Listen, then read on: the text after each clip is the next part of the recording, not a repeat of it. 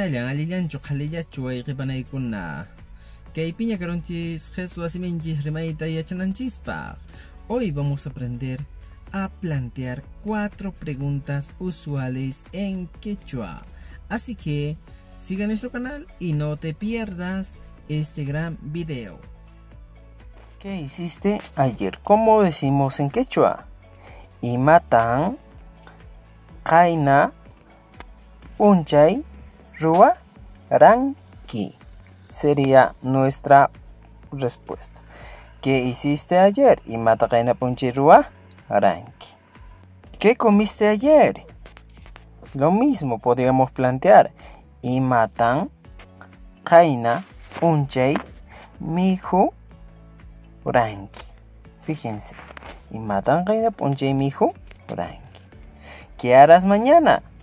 Para esta interrogante ya planteamos en quechua.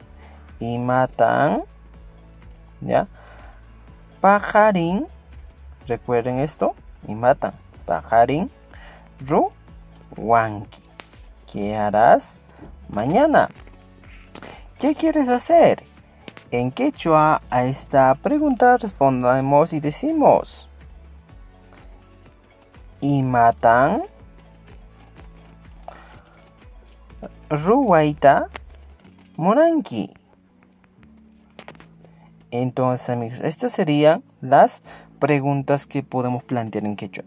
Regresemos a la pregunta 1. Dice, Imata jaina punchay ruwaranki. ¿Qué hiciste ayer? Imata jaina punchay mijuranki. ¿Qué comiste ayer? ¿Qué harás mañana? Imatan pajarin ruwanki. ¿Qué quieres hacer?